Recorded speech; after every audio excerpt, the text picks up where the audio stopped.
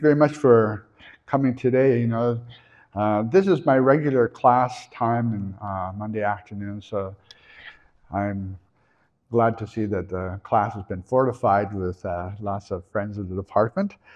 Uh, and like when I was thinking about this, if I'd known way back in December when I was fixing up my roster of courses, lectures that I would give, I think I would have chosen something other than food. But who who knew that was coming? So anyway, you'll get to hear my lecture about heritage foods and food sovereignty, and what that entails for Indigenous people. So much of the content of this course examines the dialogue that local communities have with the global village. Over the course of the semester, we've had this series of lectures that deal with how we are all involved with dialogue with the global community, and takes on different aspects. So we've had a chance to examine things such as the customary geographies of Indigenous communities and peoples, and the parallels that this has with cyberspace as two examples of disembodied space. They're very real, but at the same time very abstract, and how we deal with that. We've also examined the contested terrain of identity and its contemporary manifestations, and also we've explored traditional knowledge and its impact on popular culture and intellectual property. And we've also had a chance to look at topics that I kind of find can indulge myself, like ethnoastronomy, and how mythology about the sky world still has relevance today, and how we can understand it using modern techniques. So we will continue that trajectory today, and focus today on Indigenous peoples and their culinary traditions and contributions to the global food systems. And in the global arena, much of this is predicated on the initiatives that the United Nations has put forward for Indigenous peoples and food sovereignty and the right to food. These sorts of things are global issues. And of course, we know that there are places in the world where food security is a big problem for local people. But at the same time, here in Canada, Canada is a wealthy country, but paradoxically, we also have to deal with issues of food security. And of course, if you're an Indigenous person, you want to start a dialogue about food sovereignty. It's very difficult to actualize that because many of us live in a situation where we don't have access to our traditional diets. So this is kind of something that remains a topic that certainly has relevance today. So UN agencies such as UNESCO and the Food and Agricultural Organization recognize heritage foods as integral to the culture and identity of Indigenous people. Moreover, the culinary traditions contribute to sustainable development. You think about things like organic farming, which more and more people are encouraged to deal with. And the Indigenous and the United Nations certainly has recognized since the 1960s, when they had these big, bold initiatives like the Green Revolution and stuff like that, that these things just didn't have local buy-in. So now they've turned to Indigenous knowledge as a way to encourage people to practice their traditions while keeping things in mind like sustainable development.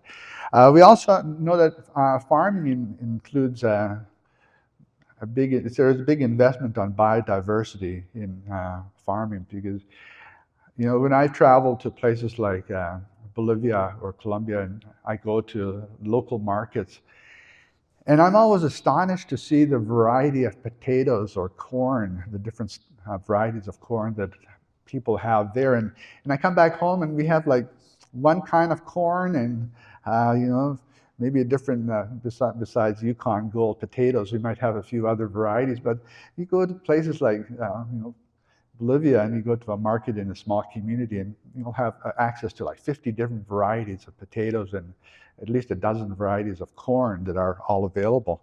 So biodiversity is, local farmers are the ones who are curating those heirloom species and cultivars. Of course, the United Nations also gets involved with other kinds of activities that we've talked about in the class before, one being the World Heritage Program that the United Nations, UNESCO, supports.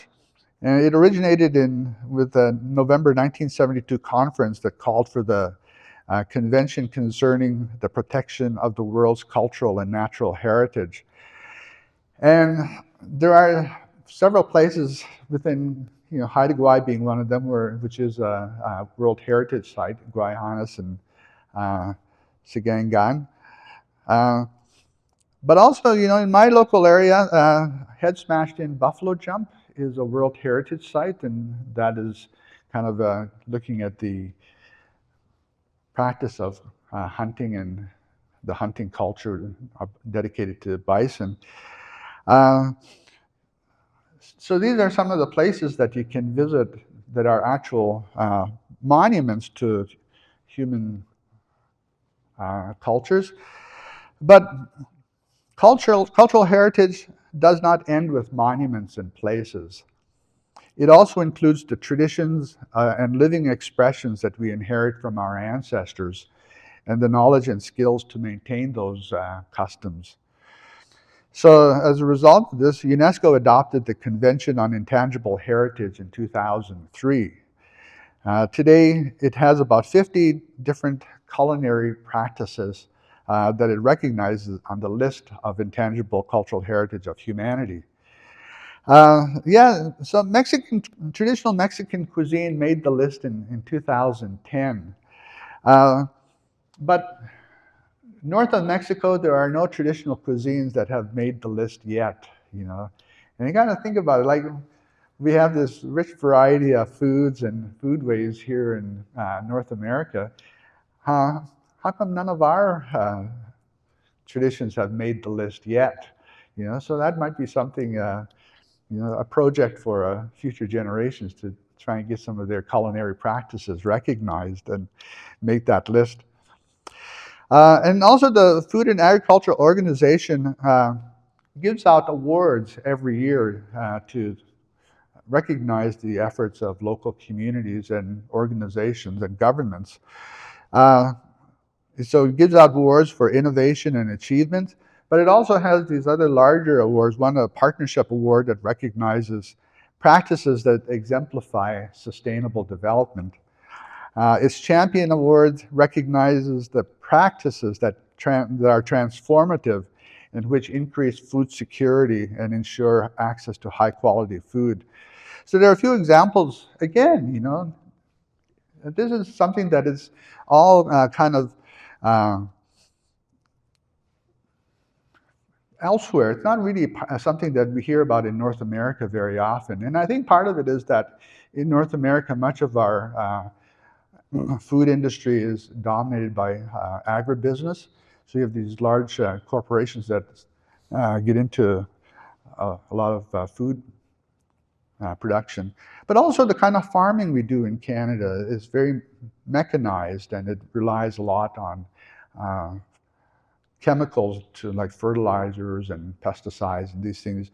So that kind of farming is at odds with trying to, oftentimes too, it's like a monocrop that's more integrated into the world, supplying the world food system, as opposed to feeding local communities. There are not many examples in communities in the global north where agribusiness dominates the farming industries. Most of the awards tend to come from, tend to go, I should say, to the global south, which depends on artisanal farming and experiences the most food insecurity. Now, this is just a quote from the Convention on Biological Diversity. It is a well-established fact that the poor suffer the most from environmental degradation, which is both a major cause and consequence of poverty. And we think about that this is something that Canadians are immune from, but if you're living in Indigenous communities, this is very much a part of your life. It's not something, it's not an abstraction that happens over in those other countries. But there are also other initiatives that have contributed to how we have developed our global food system. One of them was the Rio Earth Summit in 1992, which was a UN initiative for global action. The premise of the conference was that people could live in a healthy environment, have a productive life while respecting nature, and have equitable access to resources. Among its achievements, the Rio Earth Summit developed a Convention on Biological Diversity, Forestry, and Climate Change. And we are still dealing with the legacy of that Rio Summit. I mean, this whole idea of climate change. Back then in the 1980s, in the 1980s, when we talked about global climate change, it was always something very far off in the future. Like the Rio Earth Summit was one of the first to really recognize that as being something that humanity would have to confront. And here we are, 40 years later, and we are the future. It's dedicated to promoting conservation, sustainable development, and the fair and equitable access to resources. I thought I'd put this picture of quinoa, which is something that has become more popular recently. For a long time, it was a very niche plant that most North Americans hadn't heard about. But recently, quinoa has become a bigger part of our diet because it's a replacement for things like rice and potatoes. And the nice thing about quinoa is that unlike rice and potatoes, it's not starchy or full of carbohydrates. Rather, it's plant protein. So it's a good substitute for this. And you can imagine why people in communities where quinoa is grown, that this was something very attractive because plant protein is a good way to supplement, especially if you have your diet of corn and potatoes and squashes. So biological diversity or biodiversity refers to combinations of life forms, their interactions with one another, and with the physical environment, which makes the Earth habitable for human. Our biodiverse ecosystems are made up of dynamic interactions between plants, animals, microorganisms, and their environment. These ecosystems, working together as functional units, provide the basic necessities of life, offer protections from natural disasters and disease, and are very foundational to human existence and survival. Now, there's also other large initiatives that have come through various times with the United Nations, and one of them was the International Covenant on Economic, Social, and Cultural Rights, and it has existed since 1966. And you just have to remember that this was 1966. They had a different aesthetic back then. But it says the state parties to the present covenant recognize the right of everyone to an adequate standard of living for himself and his family. Yeah, today I think we'd amend that a little bit. Including adequate food, clothing, housing, and the continuous improvement of living conditions. The state parties will take appropriate steps to ensure the realization of this right, recognizing to this effect the essential importance of international cooperation based on free consent. Yeah, so very early on, people were already starting to recognize, maybe after the experience after World War II, where food insecurity became a global issue, that this recognized that it required global action to make sure we could continue having a good standard of living. We also have organizations, in a previous lecture, we talked about the World Intellectual Property Organization and how it recognizes folklore and traditional knowledge. And we looked at examples of how this affected our cultural expressions. But it also does recognize things about indigenous rights to food. So the World Intellectual Property Organization, or WIPO, recognizes the rights of indigenous people over genetic resources, traditional knowledge, and traditional cultural expressions. Many indigenous peoples, local communities, and government seek intellectual property protection for traditional knowledge and traditional cultural expressions as tangible assets. Such assets can include traditional music, environmental knowledge, art, symbols, and medicines. But it also extends to the idea of genetic resources, and traditional knowledge extends to culinary practices as well. So there's this Nagoya Protocol on access to genetic resources and the fair and equitable sharing of benefits arising from their utilization to the Convention on Biological Diversity. So it is an international agreement that is about sharing those benefits that arise from things like genetic resources. And genetic resources is a broad category. It pretty much captures anything that is alive. It recognizes that foodways of indigenous communities and peoples and communities sustain their cultures and identities. Yeah, it's just like you think about Mexican food, and there are certain aspects of it that, unless you're, at Taco Bell, you would say, is that really representing Mexican cuisine? Or is it just kind of something that gives you the impression that you're accessing Mexican cuisine? And then you go to Mexico and you eat down there and you say, oh, okay, I'll never eat at Taco Bell again. So there are these organizations that are international. They all recognize people have these special connections to food, special relations with their environment, and they want to promote them. So one of the ones that we always look at is the UNDRIP, and I didn't include it, but there is another. Its companion is UNDROP, which is the United Nations Declaration on the Rights of Peasants and Other Workers in Rural Areas. But UNDRIP is the one that we often look to as a way to capture our own interest in anything that's going on. So UNDRIP contains no explicit mentions of food. It doesn't really say anything about food or the rights to food. Rather, we have to construe our meaning through certain wording in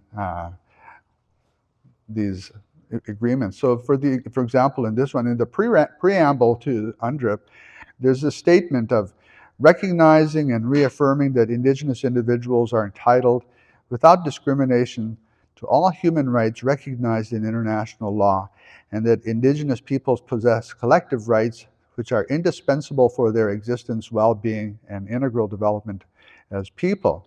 So under this context, the right to food is considered a collective right, so that it captures this.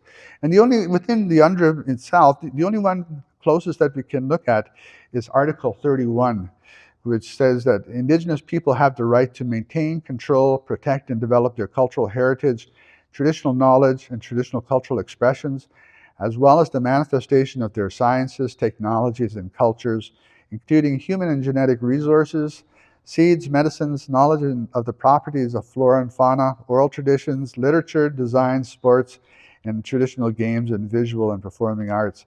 They also have the right to maintain, control, protect, and develop their intellectual property over such cultural heritage, traditional knowledge, and traditional cultural expressions. And previously, when we talked about UNDRIP and the rights of Indigenous people, we've always looked at it in terms of music or symbols or art, things like that. But in this case, it attaches the meaning from UNESCO that intangible heritage is an expression of traditional knowledge and traditional cultural expression, which captures the collective rights to food. So we have these organizations, and they're all working at the international level to promote the rights of Indigenous people to access the kind of foods that they have traditionally relied on. I'm just going to play you a little.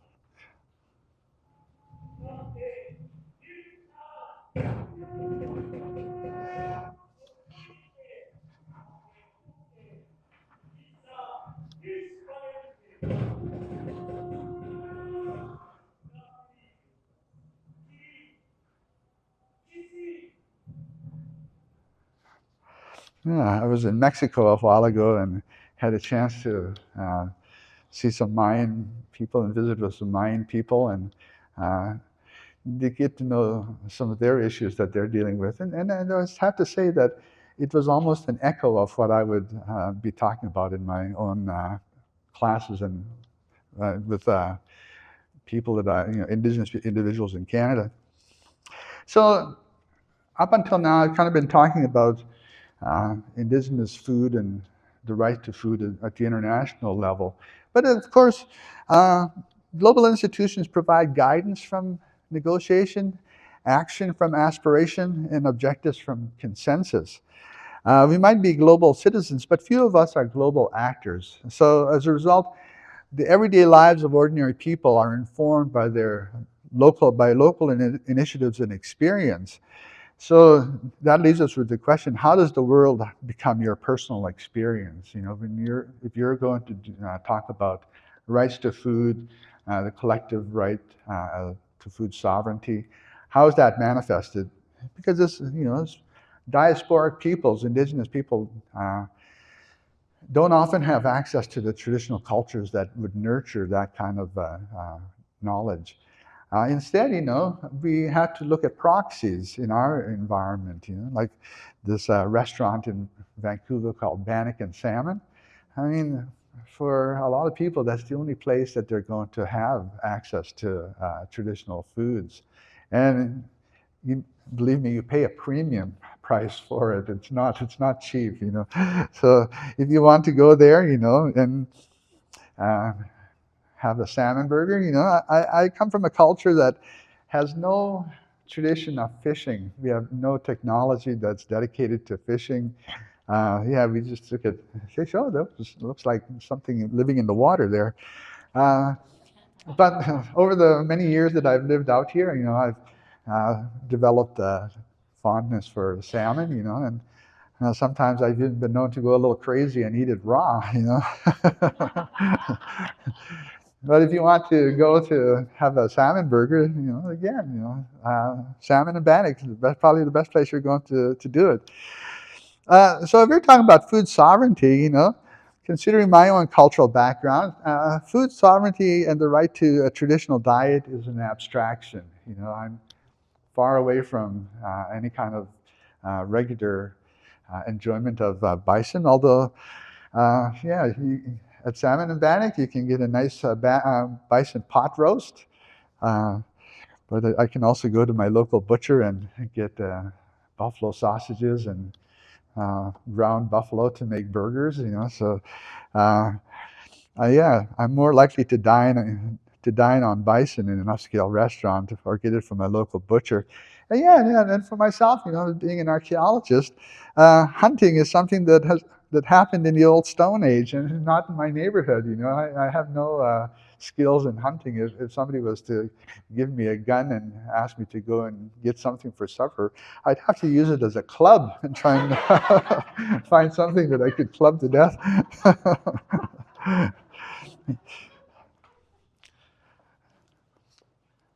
Yeah, the heritage plants in our lives in mythology,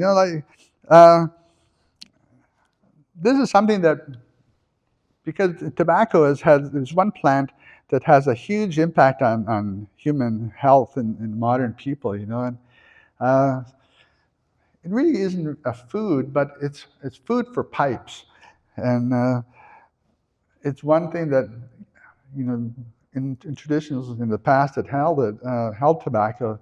It was something that was really well curated.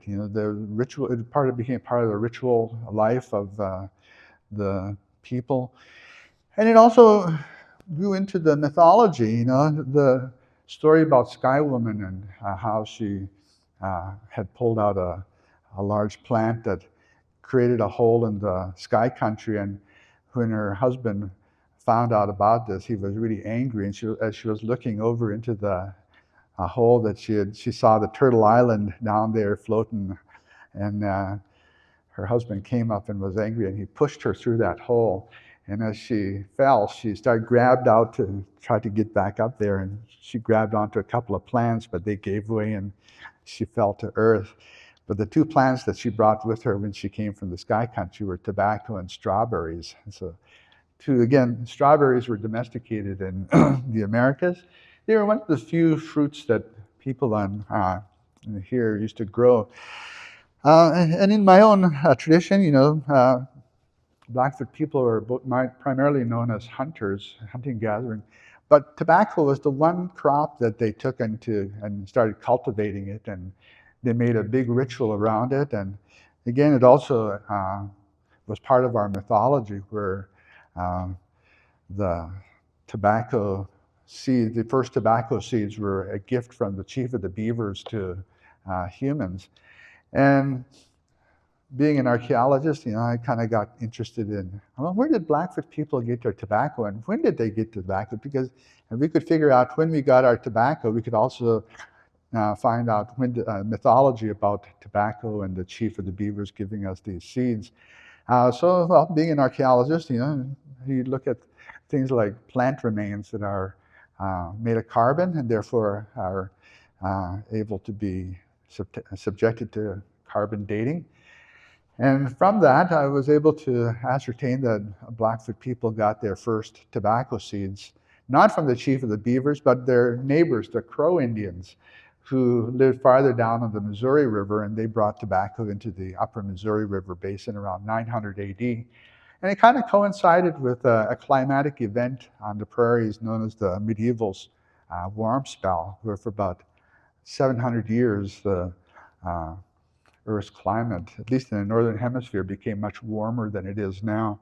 And so that meant that the growing season was long enough to promote this plant. And then by the time the climate started to deteriorate and we entered the Little Ice Age, we already had enough knowledge about this plant that we could use that to mitigate any the shorter growing season that they had. And again, like I was able to decode or decipher the environmental messages in the story, in the mythology, and figured out that, that's why they always grew their tobacco near beaver dams. Now, when we look at the sharing of foods, there are a lot of foods that Indigenous people of the Americas used to grow in their gardens that have now become synonymous with other people. You think about Ireland and the potato famine, and yet the potatoes were something that was grown first in South America and then exported to the world. The same with tomatoes. Tomatoes, you can't think of Italian cuisine without thinking about tomatoes, but yet tomatoes were domesticated in the Americas. And there's a lot of other plants that we think about. We often think about pineapples in Hawaii, and then even put a little pineapple on our pizza and call it a Hawaiian pizza. But in fact, pineapples were first grown in South America. It was only when they became an industrial crop and became exported to Hawaii that people started to make that association with Hawaiians. Now, here on the Pacific Coast, this is a region that has long been considered an example of how complex cultures can develop in the absence of culture. Because we often think about, the high civilizations, such as the Mayan and Aztec or Inca, that their economy was all based on agriculture, and by being able to produce foods and produce surplus foods, that they're able to build these large, complex cultures. And when anthropologists first started studying the Northwest Coast, they saw, there's some complex cultures that are developing among hunting gathering peoples. And they just kind of came to the conclusion, well, because here we have salmon species and stuff like that that come to the villages, that means that people don't have to go out on the land, to procure their foods. They just stay in their village and the resources come to them, so therefore they can go on to develop these symptoms of a complex culture. So now there's a more nuanced view of this, and they're saying that the idea that complex cultures could develop with with fishing cultures was more a product of the bias of the ethnographic literature. Because when these early ethnographers, like Franz Boas or think of Charles Hill Tooth, any of those people, they came into the villages and they talked to the men. They talked to the men. They saw the men's culture, and they kind of ignored women and what the women were doing. And because it just turned out that farming was a women's tradition, and so it kind of went under their gaze. That was not something that they could see. So this images have been changing because of the research that Nancy Dewar, formerly from the University of Victoria, and Doug Dewar of the University of Washington started to highlight the case for agriculture across along the northwest coast. In fact, some of the agricultural products of the coast that are now becoming more recognizable include things like wapato, which is Sagittaria latifolia, also known as Indian swamp potato. And this was one of the classic examples of something that the ethnographers missed, because this is not something that's obvious where you have to go and till the soil and loosen it and then put your products in there. Rather, with this product, Indian swamp potato, it's called Indian swamp potatoes because it had to be grown in water, underwater, so people would go in, well, I should say, women would go in their canoes and put the plants in the ground and then come back later on and harvest them. So there was this well-known tradition of planting and harvesting Indian swamp potato. But again, because it was women's work, it was something that was not really considered part of the ethnographer's observation. But there are other things like arrow grass, wild onion, camas bulb, salmon berries. And, like when Captain Cook first sailed along the coast here and dropped anchor outside of Haida, he was quite surprised to know that the Haida were growing tobacco. This is not something that you generally hear about. And he just said, oh, it must have been some kind white person who came along and gave them the knowledge of tobacco. But no, just a while ago, some excavations at Nikomen, right where Spence's Bridge is, there's a native community there, but there was also an ancient village there, and in excavating there, the archaeologists found a pipe that was about 2,000 years old. So even in the interior here, we already had this tradition of growing tobacco from ancient times. The camas bulbs are ones that, this is a good, it's a staple food for a lot of communities. And recently, this is one when we were talking about ethnoastronomy. We found last summer, my students, my research assistants and I were over at the University of, or at the Provincial Archives, and in it we found an old speech that Franz Boas gave to the BC Historical Society, where he talks about the story about camas bulbs and the star husband myth, where a couple of young ladies were looking at the night sky, and one of them says, oh, wouldn't it be nice if we could have starmen as our husbands, because then we could go up to be in the sky country and become stars ourselves. And a couple of starmen, sure enough, heard them, and they came down to woo them and bring them back to the sky country. But they didn't make them stars. Instead, they just put them to work, collected camas bulbs, and after a while, the women were thinking it was more like slave labor than marriage, So they conspired to disappear, to escape, And one day when they were out collecting camas bulbs, they came upon a particularly large one. And when they pulled it up, they created a hole in the sky country that they could look down and they could see their old families and world and village. And they got really homesick. So after that, they started, every time they went out collecting camas bulbs, they'd save the tails and they braid them together until they'd braided a rope that was long enough to lower through that hole, and it could reach the earth. And so one day they attached that rope to a strong tree there and dropped it down, and they started climbing down back to their community. And while they were a good ways down, their husbands discovered that they were making their escape, so they hacked that rope, and it all fell down. And where it landed is just in Saanich. There's a place called Observatory Hill, and oddly enough, today there's an observatory on the top of that hill. But it has this connection to their sky country. Yeah, so heritage foods, we do oftentimes have them in our diet. We just don't recognize them in the way that people in the past might have. And we're kind of oblivious to where our food comes from in most cases.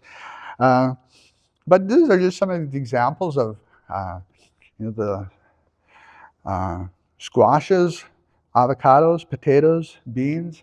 I mean, these were all foods that were part of the diet of people in Mesoamerica and South America and North America.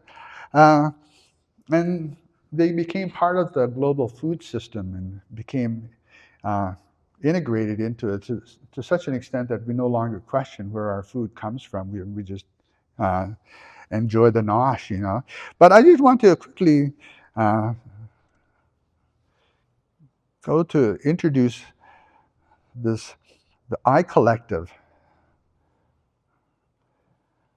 The I Collective stands for 4 principles: Indigenous, inspired, innovative, and independent. And when you look at it,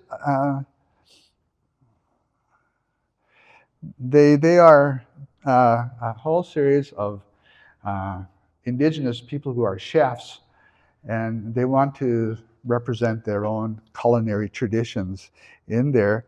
They go out, they're foragers.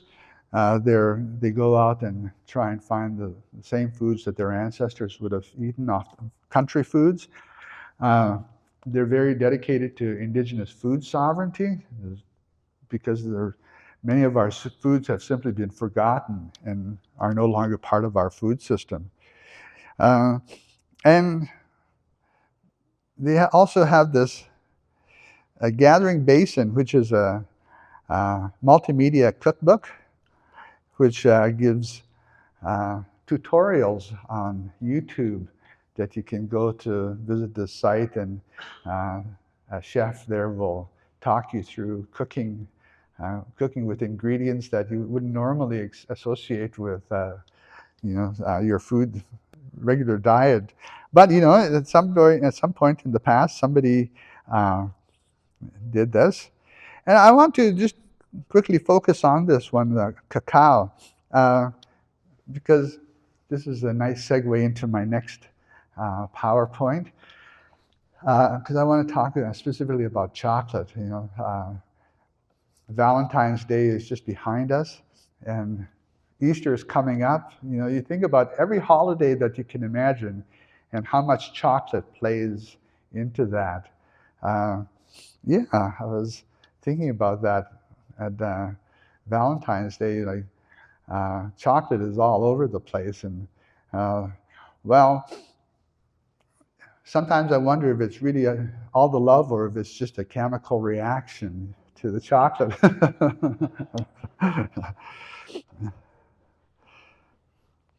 Well, there's good reason to think about it like that, because I just want to quickly show who they are. Like, you look at the names of these people, and they're coming from many different traditions across North America. But some of them are from agricultural communities. Some are from communities where procuring food from the land, the country foods or seafoods that they used, are still, sometimes forgotten, but they want to reintroduce them to our modern menu. So you can see that there's a whole list of them, and each of them is a chef in their own right. They can work in any kitchen anywhere they want. And yeah, one time I went to this in Ottawa. There was a restaurant called Sweetgrass, and I went there, and it was supposed to have indigenous cuisine on there, and their special of the day was red snapper. So I asked the waitress, what's indigenous about the red snapper? And she said, the chef.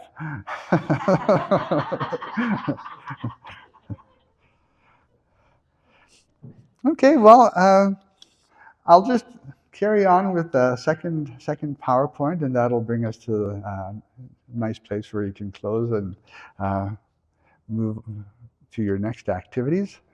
Chocolate, the active ingredient of chocolate is called theobroma. It's Latin. It means food of the gods. And yeah, we have chocolate. How did chocolate come to be? It's all over the place. And if not the food of the gods, what is chocolate? What are its origins? Where did its wild ancestor live? And who do we thank for its existence?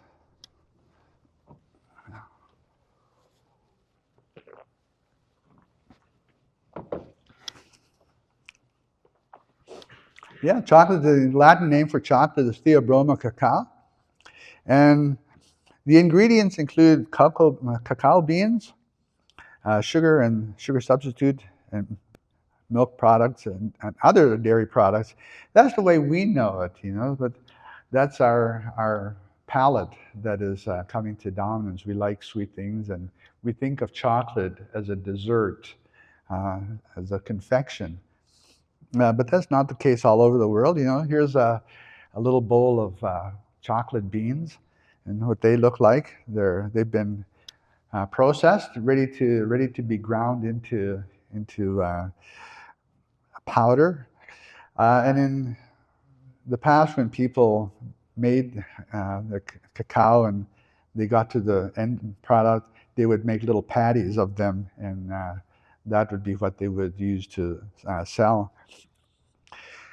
But theobromine, which is the active ingredient in chocolate, in the strictest sense, chocolate is a complex arrangement of hydrogen, nitrogen, carbon, and oxygen atoms. And you could well imagine that such a molecule would be very difficult to synthesize, which is why we will never see artificial chocolate. Well, maybe not in our lifetime, but who knows, maybe some defective AI entity will eventually figure out how to make it. Yeah, however, everybody knows that chocolate is an experience that transcends the chemist's tube. You can break it down to its atomic level, but there's something about chocolate that, it's an emergent property that just gives you a nice feeling. Here, I wanted just to compare it to the molecule in chocolate, which is theobromine, and the molecule is almost identical to caffeine.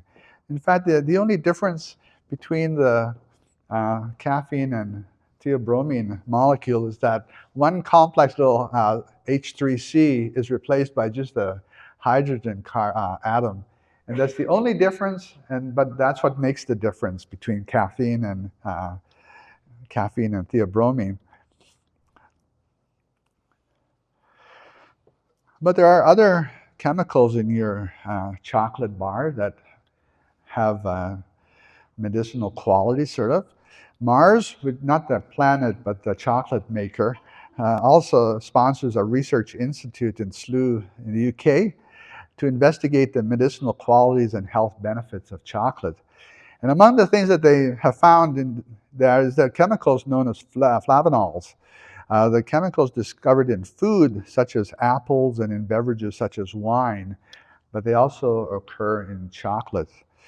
And chocolate-derived epicatechin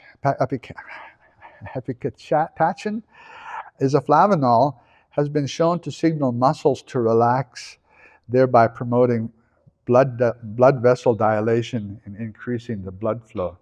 So that's why I say, you get a nice box of chocolate from your friend at Valentine's Day. Just remember, it's just a chemical reaction. It's not the bromance.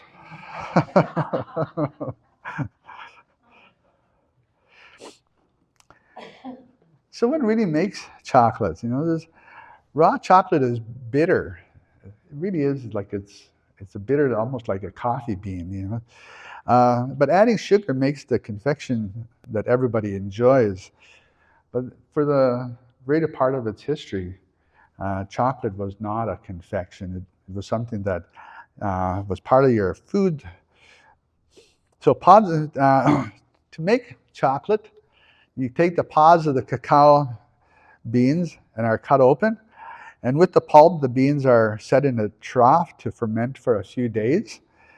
Once they cure, the seeds are then set out to dry in the sun. Then after maturing in the fermentation process, the beans are removed and spread over the ground and sun-dried. Once dried, chocolate processors will slow roast the beans at a low temperature. Yeah, that's very important. If you have too high a temperature, the beans go directly to burnt, and they become extremely bitter. So over roasting results in bitter burnt toast. The beans are then cleaned to remove any impurities, and then they are ready to be ground. Now, where did we get chocolate? I mean, this is something that you're not going to ever see a chocolate tree in this area. The kind of the homeland of chocolate is in the upper tributaries of the Amazon and Orinoco rivers. Chocolates grow naturally in tropical rainforests between latitudes 20 degrees north and 20 degrees south. So there's very, very limited range for them. And they always prefer temperatures over 80 degrees Fahrenheit or 26.6 degrees Celsius as the ideal habitat for a chocolate tree. And so this is how, chocolate antedates humans by millions of years, and it grew in the tropical rainforests of South America. And then about 10,000 years or so, people first occupied the tropical rainforests. So chocolate trees grew beneath the tree canopy and did so for millions of years before humans occupied the rainforest. And for all that time, they were the preferred food of monkeys, especially spider monkeys, practically live in chocolate trees. And they were eating the pulp of these plants and enjoying them. And so that's probably how people first discovered this. So when people discovered the pleasant taste, they followed the monkeys' leads, and they would chew the pulp. They would eat the pulp of the chocolate pods and discard the beans. But they could also make a alcoholic beverage from the pulp of the chocolate. They would take it, women would take it, chew it until it was really all the fibers were gone, and then they'd spit it into a gourd or a pot, and then they'd ferment that, and then that would become their drink. The chocolate tree yields the pods on its trunk, they grow off of these, and the rind encases a pulpy center that is sweet and edible. At the very center are the seeds, and the beans in the pods are the source of chocolate rather than the husk around them. And outside of the Amazon and Orinoco basins, chocolate trees only grow on plantations. They don't grow in the wild. You won't find them, even though there's tropical rainforest in the Yucatan Peninsula. That's too far north for chocolate. Yeah, so when chocolate was planted in the Amazon, people ate the pulp and discarded the beans. But for some reason, when they brought this plant to Mesoamerica, uh, people started to see the pulp as being dispensable and the beans being the really valuable part of the plant. So it was in Mexico and the Middle America where people started to focus their attention on the beans rather than on the pulp. But they also were the ones who figured out how to process beans so that they could take that active ingredient from chocolate. Uh, so for a long time, people in rainforests were eating this as a natural plant. But then it appears that about 4,000 years ago, uh, one of the basal cultures in Mesoamerica, known as the Olmec people were uh, kind of the flowering of civilization in Mesoamerica. And they were the ones who first adopted chocolate. Yeah, the Olmec culture still has an influence on us. And these are the people who discovered rubber. And one of their inventions is still something that we use on a regular basis. The rubber band, they invented it, and it's still in use today. Uh, yeah, through human intervention, the range of chocolate extended beyond the Amazon and Orinoco basins and into Mesoamerica. Uh, and wouldn't you know, the local monkeys also like that tree. So they started growing it, and they began to, by replicating its growing conditions, on these plantations. In the wild, chocolate grows in the understory of beneath the canopy of the rainforest. So shade growing is very important to it. And so when the people in Mexico started to grow it, they created artificial canopies for the plant, and then they could grow the chocolate there. So here you see a couple of illustrations of uh, cacao tree plantations will mix other trees because they provide the shade for the cacao trees, which do not tolerate direct sunlight. Once chocolate pods are picked, the beans are sun-dried. The beans ferment with the pulp before they are removed and roasted. Then the roasted beans are ground into a paste using a mano and metate, like the young lady is doing. This is the customary grinding mode. And then the cacao oil is removed to dry the chocolate and produce a powder. And then once this is done, that is when they would take it and make it. Even you go to Mexico and you say order a cup of hot chocolate, what you find is at the bottom that there's lots of grit there. It's like almost somebody used the French press to make your chocolate or something. But of course, chocolate became a product that was esteemed by many people. And recent research reveals that chocolate had actually reached the region called Chaco Canyon in New Mexico by 1000 BP. So about 1,000 years ago, people from Mexico had made that. There was a clay mug that was discovered at Pueblo Bonito in Chaco Canyon, and it was subjected to residue analysis. And in the residue analysis, that's where they found traces of theobromine on the inner surface of the pot. The archaeologist who discovered it was Patricia Crown of the University of New Mexico in Albuquerque. Now, you consider that Chaco Canyon is 3,500 kilometers north of Honduras, where, like probably that was the location of the chocolate where it came from. So it's indicating that there was this really long distance trade network that was carrying products from Middle America all the way into North America. And it's really kind of to imagine that happening. Yeah, early inhabitants feasted on the sweet pulp with the pod that surrounds the bitter seeds. Chocolate pods grew on trees that stand 15 to 20 feet tall, and they were favorite food of monkeys. They also grew best in the understory, protected from the wind and shade by the canopy. So in El Salvador, there was a cacao tree was found encased in volcanic ash in what was once a courtyard of a house before the Loma caldera in El Salvador blew up 1,500 years ago. So by then, there was already this really well-established tradition of growing chocolate and processing chocolate. And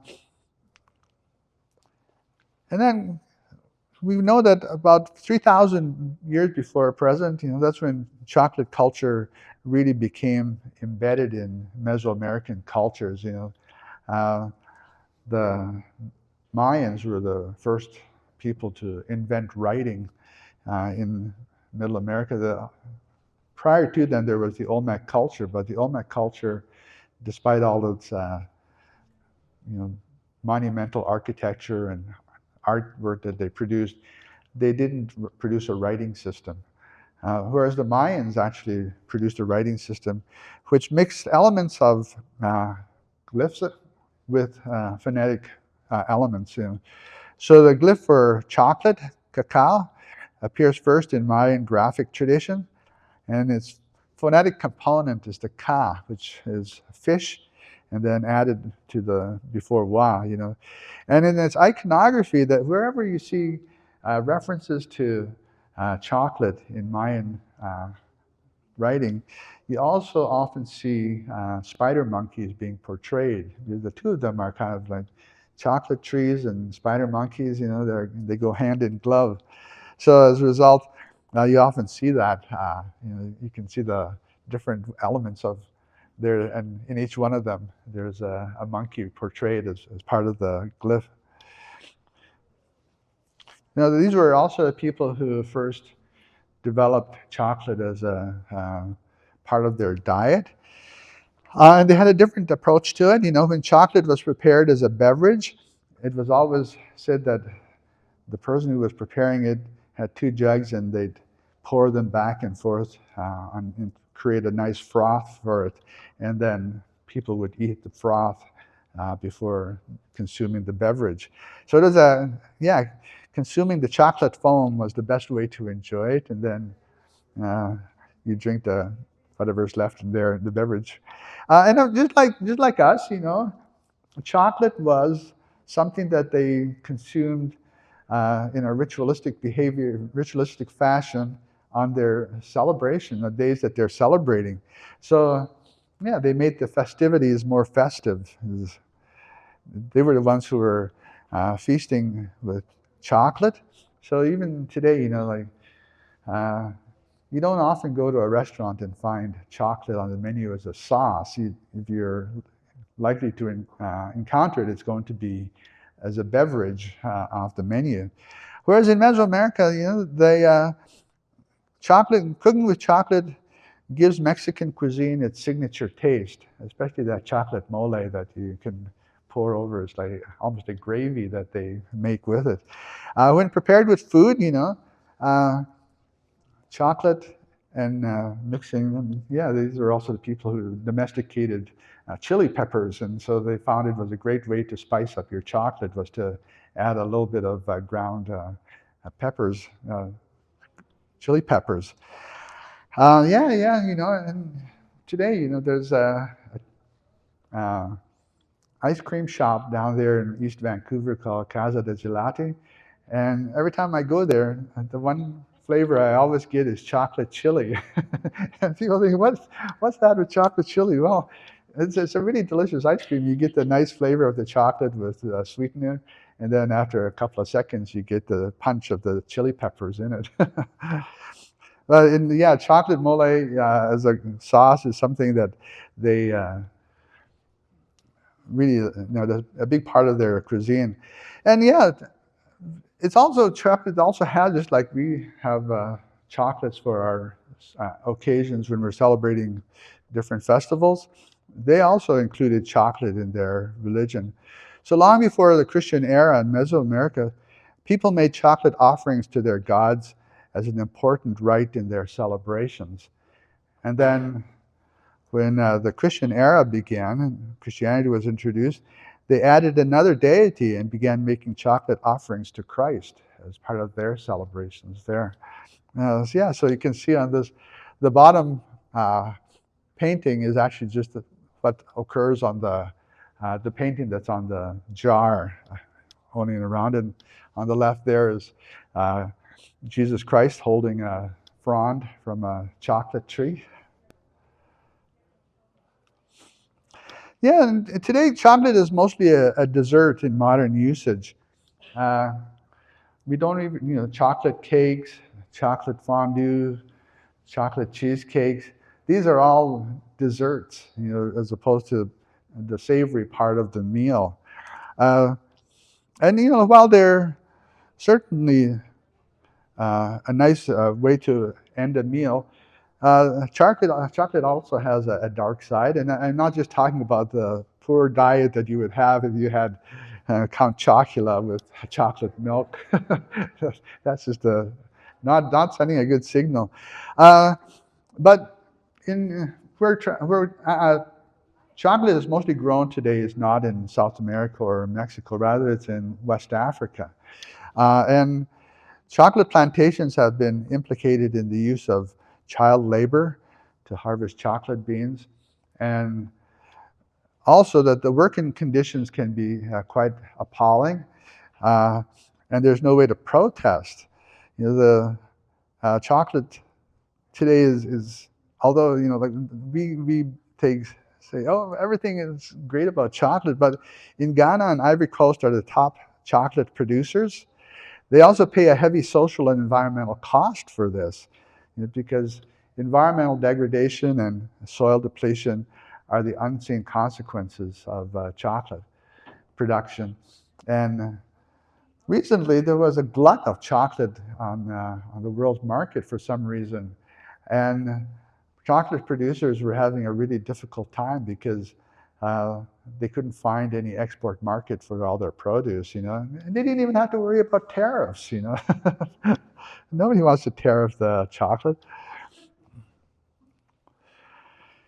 Today most commercial chocolate is grown in Ivory Coast and Africa. Currently, this nation is descending into civil war.